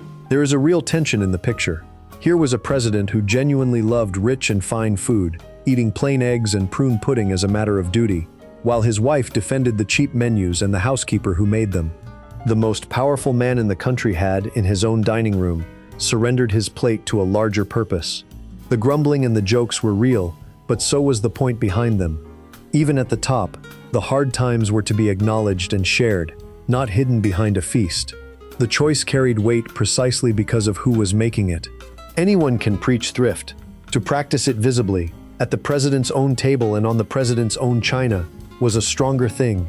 It told a frightened, hungry country that its leaders were not pretending the hard times away, that the belt tightening reached all the way up. Whether or not the plain food comforted anyone in the breadlines, it sent a signal from the center of national life, and that signal was the purpose of the whole exercise. To this reporter, the 7.5-cent meal shows thrift, turned into a deliberate public act, a kind of leadership by example, carried out 3 times a day at the dinner table. The food was plain, cheap, and by many accounts badly made, the subject of jokes from Washington to the president's own lips. But behind the dreary plates lay a real idea that the most famous household in the country should suffer the same plainness as everyone else, and should be seen doing it. Before we move on, if you're enjoying this analysis, please consider subscribing. It helps the channel tremendously. The cheap meals at the White House sent their message through plainness and example, the food of thrift made visible at the top. But out in the ordinary world, the hard times were also giving birth to brand new foods sold in stores, cheap products built for exactly these lean conditions. One of them came in a bright box, mixed a noodle with a powder, and promised a whole family a hot meal in minutes for next to nothing, and it would go on to outlast the hard times by generations. Section 19. Kraft Macaroni and Cheese. Kraft Macaroni and Cheese went on sale in 1937, a box of dried noodles and powdered cheese that promised a meal for 4 and 9 minutes for 19 cents. It was a new kind of food, built for the exact conditions the hard times had created. In its first year, it sold around 8 to 9 million boxes, and it would outlast the Depression by generations. By the time this box appeared, the country had been struggling for years, and the makers of food had learned what a struggling family needed. They needed cheap. They needed fast. They needed food that would keep without spoiling, because a great many homes still had no good way to keep things cold, and they needed a meal that could fill the whole family. The boxed macaroni and cheese hit every one of those marks at once, a complete hot meal that cost almost nothing, cooked in minutes, and sat patiently on the shelf until it was wanted. The cleverness was in the powdered cheese. Ordinary cheese spoils, and a family without a way to keep it cold could not store it long. This product solved that with a dried cheese powder that would not go bad, made by a company that had spent years learning how to process cheese into forms that lasted. The powder was packed dry alongside the noodles in the box. To make the meal, a cook boiled the noodles and stirred the powder together with a little milk and fat into a quick cheese sauce. There was no fresh cheese to buy and watch spoil, no costly fresh ingredients at all beyond what the box held. The whole thing waited, ready, in the cupboard, and became a hot, cheesy supper whenever the family needed one. The numbers tell the story of how well it fit the times. The box sold for 19 cents and claimed to feed 4 people, which put a hot family meal within reach of households that had very little. And families bought it in enormous numbers. In its first year on the market, the product sold somewhere around 8 to 9 million boxes. That success, in the middle of hard times, came from one simple fact. It gave struggling families exactly what they were desperate for: a cheap, fast, filling, shelf-stable meal the whole family could eat. It is worth being honest about where this food sits in the long, hard decade. The boxed macaroni and cheese came along in 1937, in the later years of the struggle, not in the desperate early days of the breadlines. By then, the worst of the collapse had been grinding on for years, and the country was still deep in hardship. So this was a food of the late hard times, a product that arrived to meet a need that had already been crushing families for the better part of a decade. There is a story often told about how the idea began, involving a salesman who tied packets of cheese to boxes of noodles to sell more of both, an idea the cheese company then took up and built into the box product. The exact details of that origin tale are not perfectly certain and have been questioned. So it is fairer to say that the idea of selling noodles and cheese together as one cheap, quick meal took hold in these years and was turned into a product that sold by the millions. The solid facts are the ones that matter most: the year, the price, the promise of a fast family meal, and the huge numbers of boxes that sold. The deeper importance of this food is what it represented. It marked a shift in how Americans ate, toward foods that came ready-made in a package, built for speed, cheapness, and long storage. The hard times sped that shift along, because the conditions that made the boxed meal so appealing, the lack of money, the lack of cold storage, the need for speed, were the very conditions the hard times imposed on millions of homes. A food designed for poverty and convenience found a vast market precisely because so many people were living in poverty and had no room for inconvenience. What set this product apart from the other foods in this story is that it never went away. The beans and the cornbread and the scrap soup faded back into the past as better times returned. But the boxed macaroni and cheese stayed and grew and became a permanent fixture of American kitchens for generations after the hard times ended. A few years later, during the war that followed, it grew even more popular because 2 boxes could be had for a single ration coupon when fresh dairy and meat were scarce. It remained what it had always been: a cheap, fast, filling meal, serving that role through good years and bad alike, long after the breadlines were gone. A food born to help families survive hard times became simply a part of how the country ate. To this reporter, the bright box of macaroni and cheese marks a turning point hiding inside a humble meal. It shows the hard times giving rise not only to the old fallback foods and the home kitchen tricks, but to brand new products engineered for the lean conditions of the age. Cheap, fast, lasting, and filling, it answered the struggling family's needs so completely that it sold in the millions from the start and never stopped. The hard times taught the country hard lessons about how the poor must eat, and this small bright box was one of those lessons turned into a product that would feed Americans for generations. The boxed macaroni and cheese came in a bright package and promised a fast, cheap steaks. Before we move on, if you're enjoying this analysis, please consider subscribing. It helps the channel tremendously. Meal, a new kind of food shaped by the hard times. But it was not the only such product to appear that same year. Another arrived in a small metal can, a cheap meat that needed no cold storage and would keep almost indefinitely, ready on the shelf whenever a family could not afford the real thing. It would feed the lean years, and it would go on to feed soldiers and nations far beyond them. Section 20, Spam. Spam went on sale on July 5, 1937, made by the Hormel Company in Austin, Minnesota. It was a canned, spiced pork loaf that needed no refrigeration, kept almost indefinitely, and opened with a small key fixed to the can. It arrived in a country where meat had become a luxury most families could rarely afford. The need it filled was sharp and clear. Through all the hard years, meat had been one of the first good things to slip out of reach. A proper cut of beef or pork cost more than a struggling family could spend, and even when the money was there, fresh meat spoiled quickly in homes, with no good way to keep it cold. Spam answered both problems at once. It was cheap, it was meat, and it sat in the cupboard for a very long time without going bad. For people who could rarely afford fresh meat and could not safely store it anyway, a cheap canned meat that lasted was a real help. The product was clever in its making as well as its keeping. The head of the company, J. Hormel, had a problem to solve. The business was left with a great deal of pork shoulder, a cut that was not much wanted and did not sell well on its own. The answer was to grind it up, season it, seal it into the can, and cook it inside, turning a hard-to-sell cut into a shelf-stable meat that a family could slice and fry, dice into other dishes, or eat as it came. One small can was sized to feed a family, and it gave them the meat their plates had been missing, at a price they could manage, and in a form that would wait until it was needed. It caught on with remarkable speed.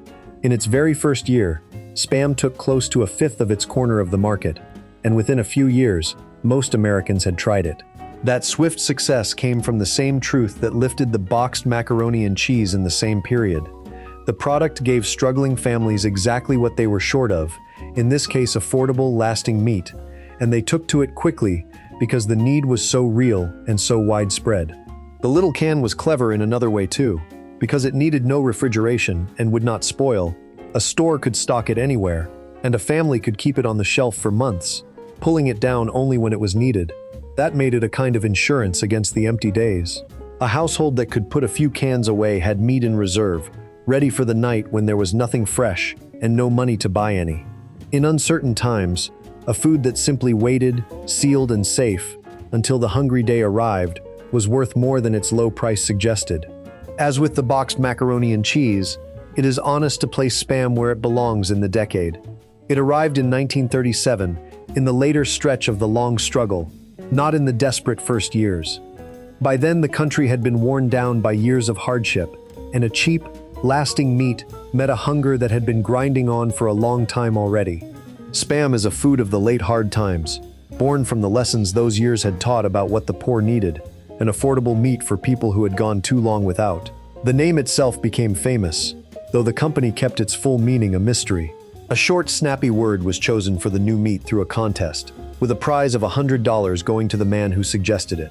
People have guessed for years at what the letters were meant to stand for, but the makers never plainly settled the matter. What is certain is that the name worked.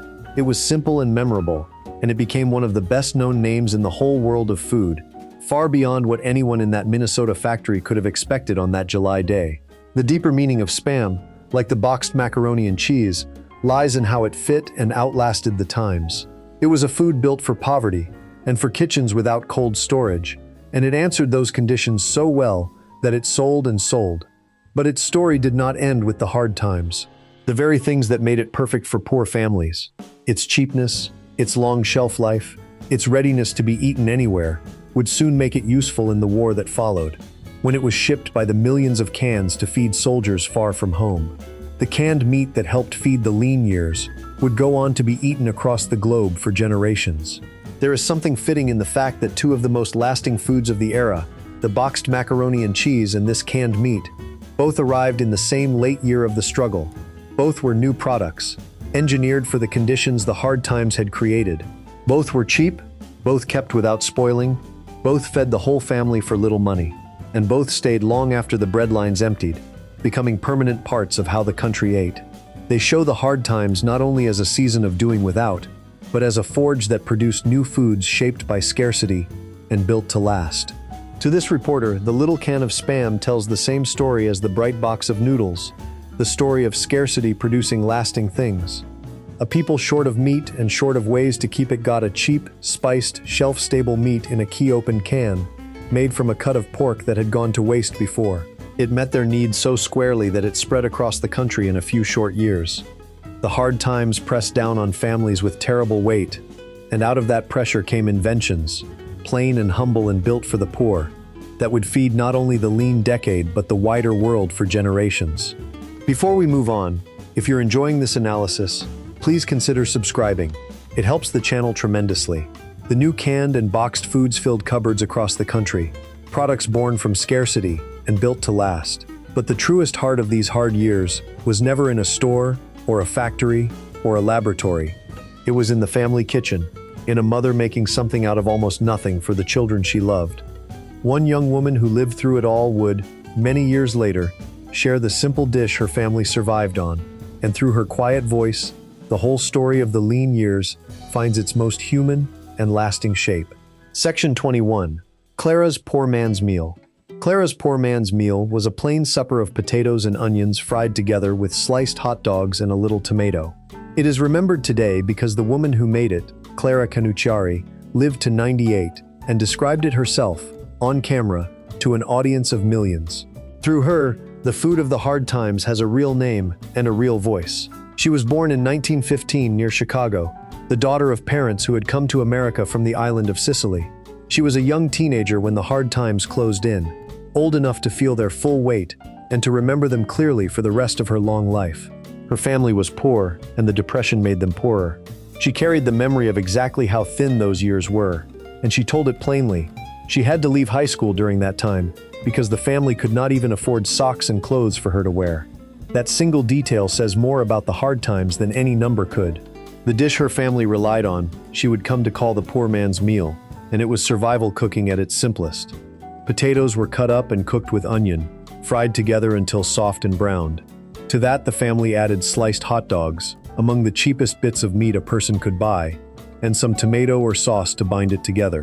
That was the whole of it. Cheap potatoes for filling, a cheap onion for flavor, the cheapest meat available for a little richness, all cooked in one pan into a hot, satisfying supper. It cost almost nothing, it fed the family, and on the hard days that was everything a meal needed to be. What makes Clara different from nearly everyone else in this story is that she lived to tell it in her own voice, where anyone could hear. Late in her life, well into her 90s, her grandson, a filmmaker, began recording her as she cooked the dishes of her childhood. He posted the videos online, in a series called Great Depression Cooking, and they reached an audience of millions. She stood at her stove, moving slowly and carefully, making the poor man's meal and the dandelion salad and the other foods her family had survived on. And as she cooked, she talked about what those years had been like.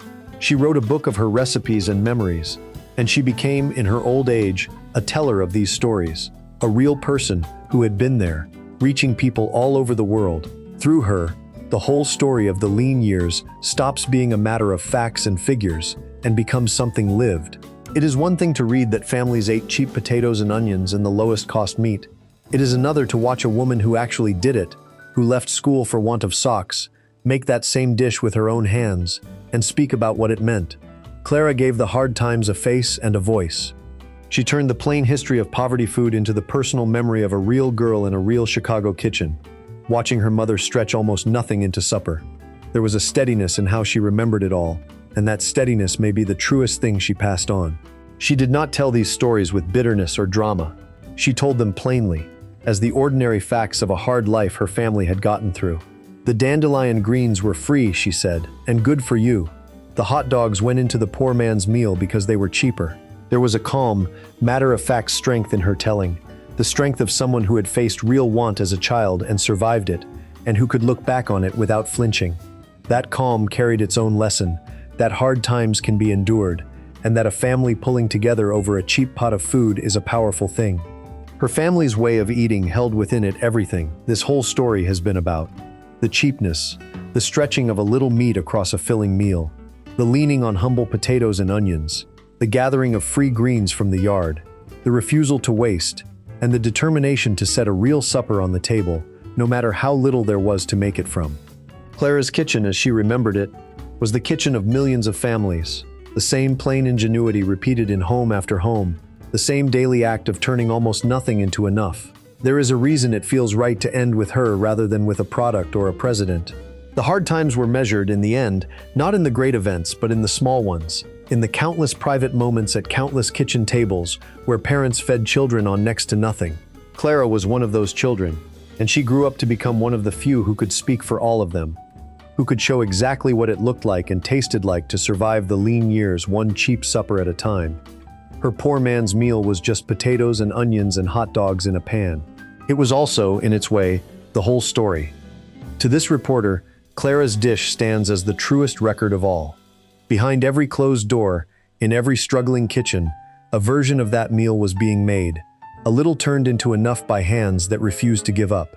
The banks failed and the factories closed and the bread lines stretched down the streets, but the real survival happened quietly, over a low flame, in a single pan of cheap food made with care. That is the thing that carried people through. Not the headlines, not the products, not even the help from on high, but the plain, stubborn, daily work of feeding a family on almost nothing, repeated day after day until the hard times, at last, began to lift. If you enjoyed this video, make sure to subscribe. Thanks for watching, and I'll see you in the next one.